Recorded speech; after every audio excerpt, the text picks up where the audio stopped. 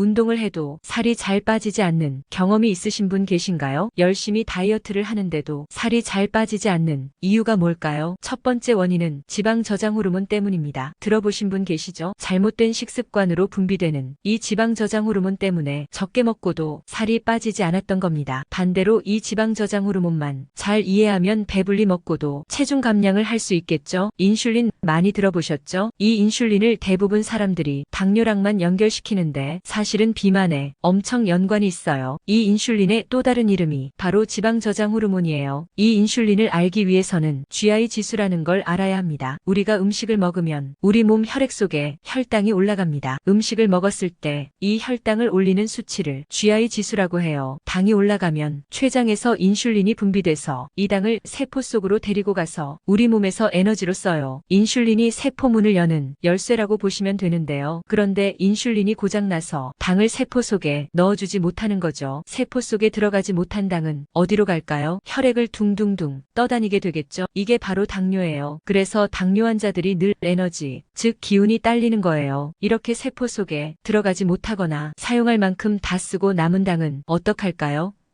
우리 몸이 지방으로 저장해요. 이때 가장 많이 생기는 게 우리가 그토록 싫어하는 내장 지방입니다.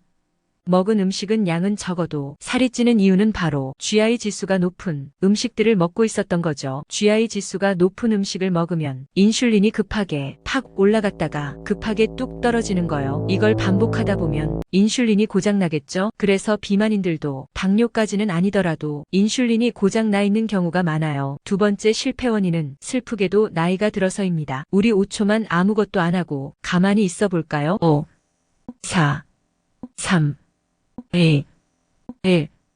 우리 방금 아무것도 안 했죠? 그런데 그 사이에 뇌는 계속 움직이고 심장은 계속 뛰고 있고 눈도 깜빡거렸고 피는 내 몸을 계속 돌아다니고 있었죠? 이처럼 숨만 쉬어도 소모하는 칼로리, 즉 가만히 있어도 이렇게 생명을 유지하는데 쓰이는 에너지를 말합니다. 30대부터 매년 근육량이 감소하면서 기초대사량이 떨어지기 시작합니다. 개인차는 있지만 일반적으로 이 30대의 성인 여성의 기초대사량의 평균치는 1300칼로리를 웃돌고 있습니다. 40, 50대는 근육량이 떨어지면서 약 1250칼로리를 웃돕니다. 기초대사량이 떨어지게 되면서 칼로리를 조절하는 기능이나 지방을 배출시키는 기능에 문제가 생겨 비만이 찾아오는 겁니다. 똑같이 운동을 해도 기초대사량이 높으면 살이 더 잘 빠지고 같은 양을 먹어도 덜 찝니다. 기초대사량은 몸이 소비하는 전체 칼로리의 60에서 70%를 담당하고 있을 정도로 높은 비중을 차지합니다. 요요 현상은 기초대사 때문이라는 연구 결과도 있을 정도예요. 그리고